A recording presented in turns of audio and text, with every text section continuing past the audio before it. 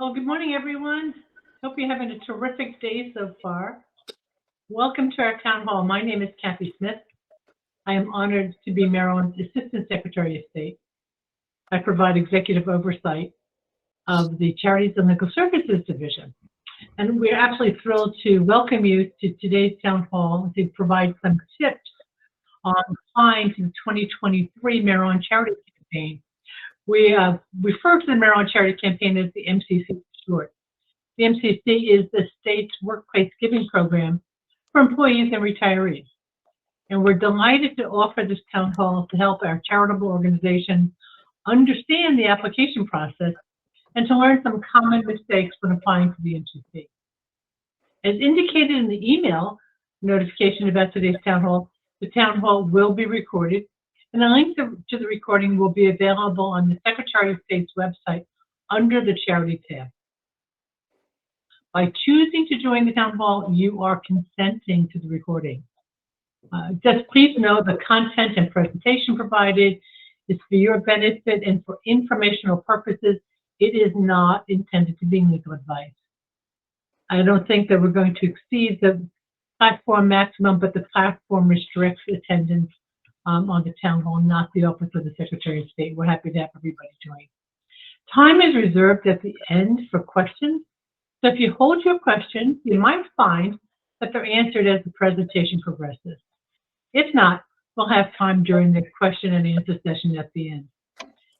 Please feel free to place questions in the chat box, but in order to prevent confusion about the source of the response, do not answer any questions in the chat box. We'll address them during the question and answer session. Someone on our staff will answer questions and provide the questions in the chat box to us at the end. And they can provide information, but also not legal advice. So if you need legal advice, please contact legal counsel who specializes in the area of law for which you are seeking advice. As we begin, please mute your microphone. You're welcome to keep your camera on if you like. We'd love to see your smiling faces. And with me today is our MCC Administrator, Lori Parks, and our Division Administrator, Mike Schlein. To kick off our town hall, please allow me to introduce to you our fabulous Lori Parks. Lori? Good morning, and thank you, Kathy. Thank you, Mike, and everybody else for joining us today. We're going to start off today with a little bit of MCC history. So the Maryland Charity Campaign, as Kathy stated, better known as the MCC, is the state's workplace giving program.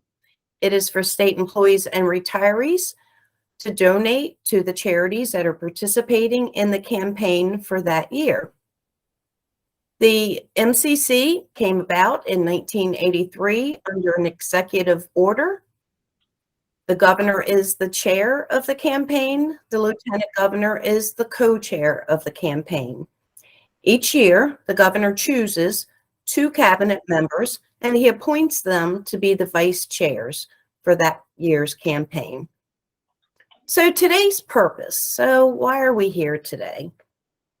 We're here today to help you guys to make sure that we can get the applications in as they're requested, get them in on time, and just improve the customer service for the MCC applicants. We also want to educate and assist charities on the application process. In order to do that, we hope that we can reduce errors that are made by the charities that send in the applications, reduce the applications being returned to you due to errors. So the Secretary of State responsibilities. We administer the MCC, and we're responsible for carrying out the executive order, which is what I follow when I process your applications.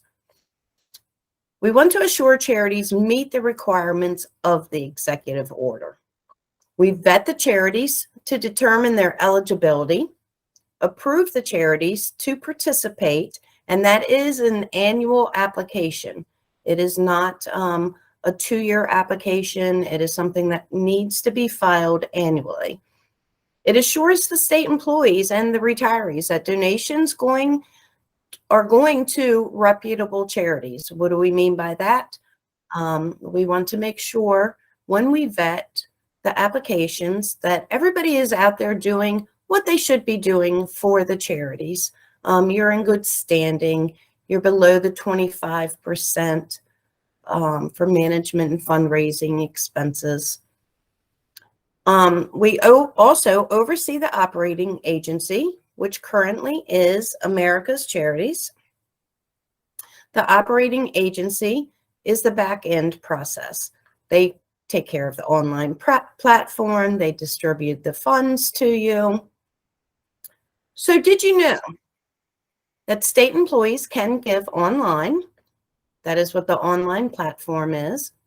Donors may donate to the MCC using ACH in addition to payroll deduction, checks, and credit card. So what is ACH?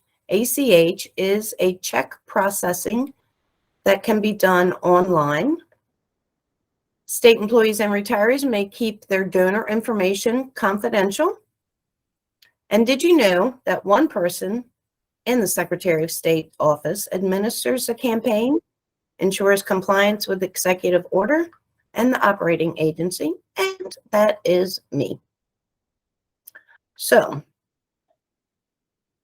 MCC dollars raised. Here's just a little bit of information for you. The generosity of the state employees and retirees, MCC rate has raised over $2 million in the last 7 campaigns. So, Lori, what do you mean by that? Is that in each of the last 7 campaigns, right? Not the aggregate number. That's really impressive. Great job, Lori. Thank you.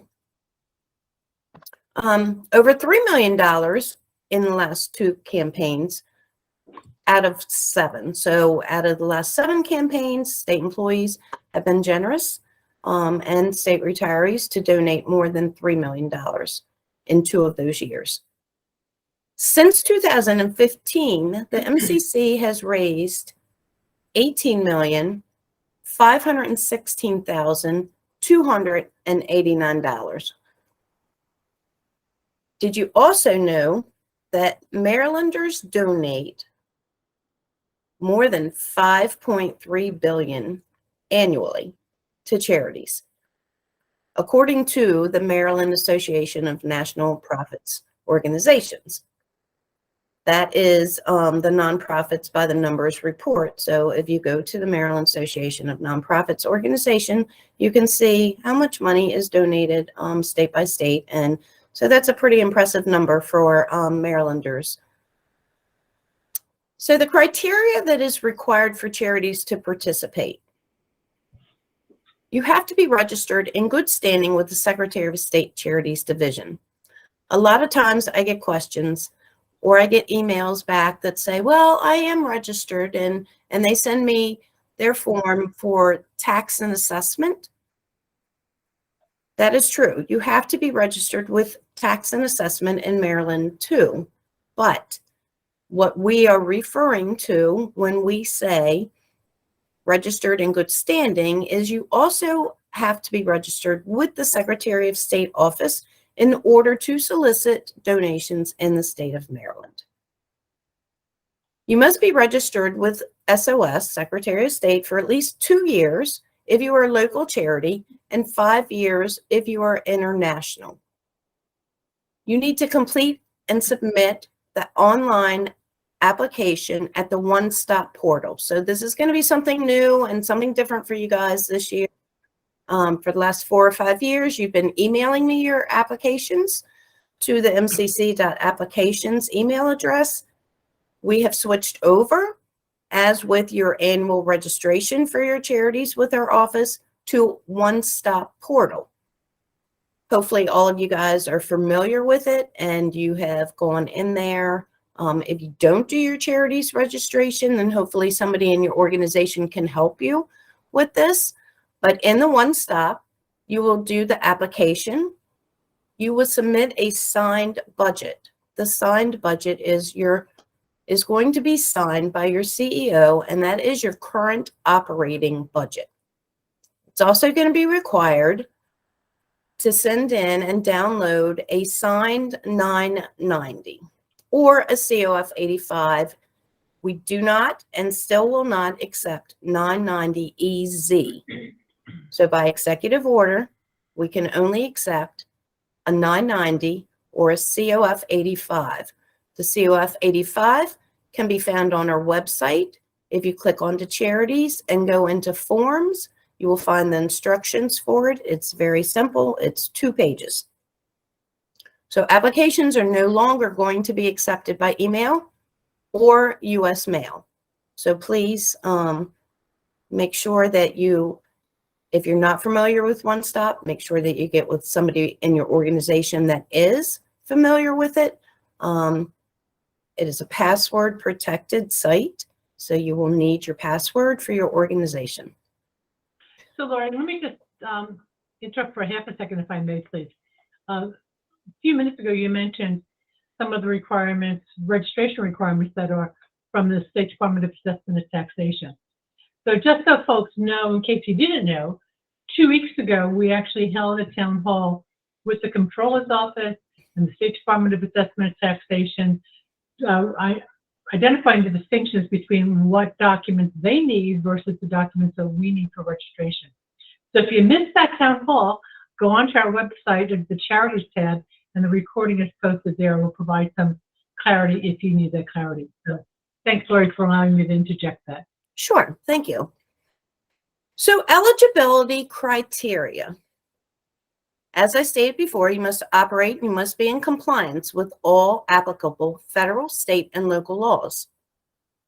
Operate under currently valid articles of incorporation or other organizing instrument and bylaws or other governing instrument, a copy of each submitted with the application, if not already on file with the Secretary of State office. So let me just reiterate this.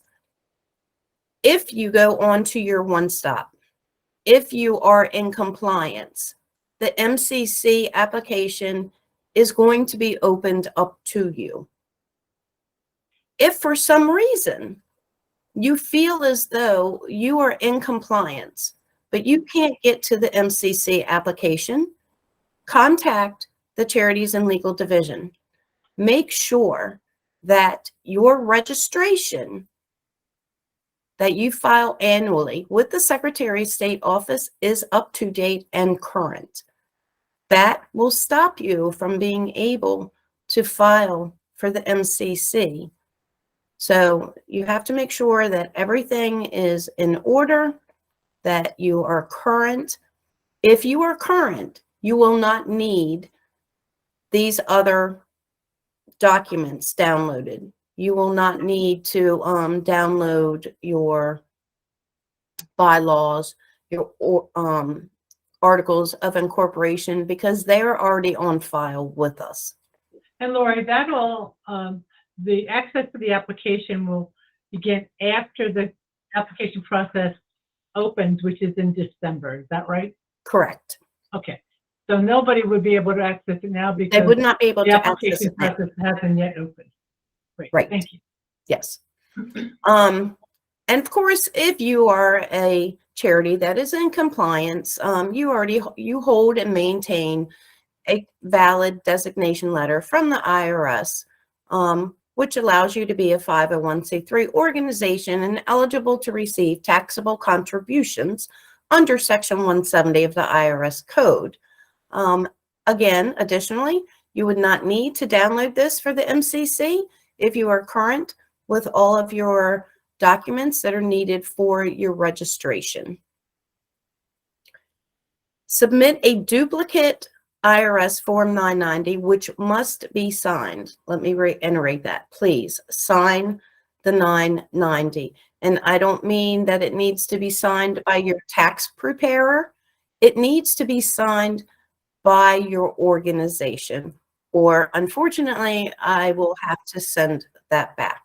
So I realize that some people are thinking I've already sent in the 990. I understand that, but we are still following the executive order to apply for the MCC, and the executive order states that you must submit another 990 or a COF 85. State and certify the percentage of its total revenue from the preceding fiscal year which was spent on management and fundraising expenses. If the percent of the revenue spent by a charity on management and fundraising expenses exceeds the 25%, submit a statement demonstrating that its expenses for those purposes were reasonable under all circumstances. Hopefully, a lot of you are returning, and you know me very well. I always will read that statement. There is, we've been going through hard times for a couple of last years, right? And a lot of organizations are still struggling. There are reasons why you might be at 30%. If you go above that 25%, you must submit a statement so that we can look at it objectively and make the decision as to whether or not to approve you for the MCC campaign. Submit a copy of the current operating budget, which I already went over, signed by your CEO. That is a current operating budget. Demonstrate that you have provided significant services to residents of the state of Maryland or those in need of such services in other countries for a period of not less than 2 years immediately preceding the calendar year of the campaign. Sometimes I get questions as to what does this mean? How do you want me to show you that I have? Well, program and services, whatever your mission or your purpose is out there, just you can simply just state that your funds are going towards your program. For anybody that is international, I get a lot of questions as to how do I prove that, and I want to keep my donor information confidential. I completely understand. We at the state level are very, very concerned about confidentiality. I am the only one that goes over your MCC applications. I do not share them with anybody else. I do not share them with any outside sources. So I would say for you international folks out there, you do get the letter from, right now, it's coming from America's Charities, who is distributing your funds. I will accept 5 years worth of those letters. Another way to show me that Marylanders support your cause is to send me in some of you, I'm sure, have hundreds and hundreds of donors that support your cause. I don't need to see hundreds of names. You can send me in between 5 and 10. That can be the first initial, the last name, just the city, and the state and the date, 5 years worth. So you could be sending me in 25 names, but make sure that they are from the last 5 years. Certify and use campaign funds solely for the services to residents of Maryland or to people in other countries, including reasonable administration costs for these programs. So the good thing about the Maryland Charity Campaign, it is unrestricted funds, which everybody, I'm sure, in this day and age can use and needs. We are not telling you that you have to spend these funds on any type of disaster. If you need this, the funds that are received from the MCC to keep your lights on in the organization, you can certainly do that. Last eligibility criteria is, beginning with 1997 campaign, certify the amount of money received from the most recent MCC and certify how that money was spent to provide services to residents of Maryland or to people in other countries. So you're probably saying, well, Lori, that kind of contradicts what you just said. Now you're telling me that, I have to use the money to provide services to Marylanders or other people in the country. Well, that is true. But when I say that you need to keep your lights on, well, you need to possibly use that money to keep your lights on so that you can continue providing those services to Maryland residents or to people in other countries, because you certainly can't run your charity without being able to see. The majority of the governing body serving without compensation, an annual financial report available to the public upon request. I do not ask for an annual financial report, so please do not feel like you need to send that to me. There is not a place in our system for the MCC for you to download that, but if somebody in the public was to ask you for a financial report, make sure that that is available. So applying online, what is it that you need to know? You need to check your compliance status. Are you registered and in good standing? Well, you're going to know that when you go into the system. So yes, proceed with the application. No, and this is what I talked about earlier. The application will not be opened up to you if your annual filing with our office is not current. So if you run into that problem, that is when you need to contact the Charities and Legal Division, and you need to get your registration current. Then once you have done that and you go back into the site, the MCC application is going to be opened up to you and you'll be able to proceed. You need to be registered and in good standing for 2 consecutive years. International charities, you have to be registered in good standing for at least 5 consecutive years. Have you received donations from Maryland residents in the last 5 consecutive years? That is only for internationals, and that is just to make sure that Marylanders, since this is a workplace giving campaign, that Marylanders are supporting your cause. Again, are you in compliance? Did you meet the deadline? The applications, as many of you probably know that are returning, is always due the 2nd Friday in February. So it will open up mid-December and it will be due the 2nd Friday in February. I imagine that the system itself will be turned off to submit MCC applications after the deadline. So please make sure that you get your application in before the deadline. So before applying online, gather all of your documents.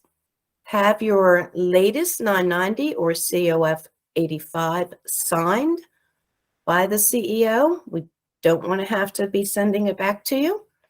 A current copy of your operating budget signed by your CEO. I don't want to have to send that back. Prepare your 25-word statement or description. In the One Stop portal, there will be 25 blocks in there to fill in. It is not going to allow you to put multiple words in one block. So please make sure that your 25-word description is already prepared and you know what you're going to put in there. If international, again, you will be uploading the 5 years of proof of financial support from Marylanders. Back to the 25%. Did you spend more of revenue for fundraising and management expenses? That is calculated by your fundraising and management expenses divided by your total revenue. So if yes, please prepare and submit that explanation. That will be downloaded into the system. So as long as you have everything above handy and ready, you've reviewed what you need, then you're ready, and go online and apply. Questions? You can always contact me. Just email me is the best way. I will get back to you very quickly. 3 mistakes that charities usually make when applying to the campaign. They're not registered with our office. So they're going to go to the One Stop and they're not going to be able to get in because they are not registered. Failure to submit documents with a signature. That is probably the biggest when I go looking on the budget or the 990 for signatures. I cannot find them. I'm going to reiterate on the 990. It is not the tax preparer's signature that I want. It is somebody from your organization. And that's someone in the organization where usually is the executive director or CEO or the treasurer, someone with authority over the budget. Is that right? Yes. Great. Yes. And I know that there have been a couple of questions about the e-signature page when being submitted, that's submitted with the IRS 990s. And of course, we know that that e-signature page is acceptable. Correct. Yeah. So incomplete materials, application, budget, not signed, signed application, signed 990, signed counterterrorism document, which should not be a problem this year because the system itself is not going to let you complete your application process if the signatures are not here. So you will have to sign them as you proceed through the One Stop for the application. And submitting the application on time. The explanation for the 25% overage for management and fundraising expenses. So opportunities for active engagement by the charities. Well, of course, first you have to be an approved charity to participate in the MCC. So that is number one for engagement is you need to apply and be in the campaign. Attend kickoffs. So we have not, since the pandemic started, done live kickoffs. We do still have a big statewide kickoff for state employees that is online. We do highlight you on our mcc.maryland.gov site. A lot of you, hopefully a lot of you that are on this call today have sent in short videos. State employees do look at them. They do use them when making a decision as to who to donate to. We have recently started, agencies on their own have started doing in-person kickoffs and have asked for charities to come and speak. It is their choice out of the giving guide who they want to come and speak.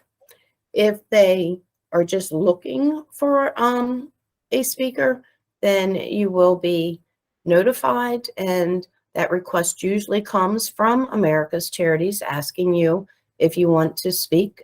We've had many agencies that are having charities come on to Google Meet for their kickoffs and speak. So there's a lot of ways still that you can get your word out there.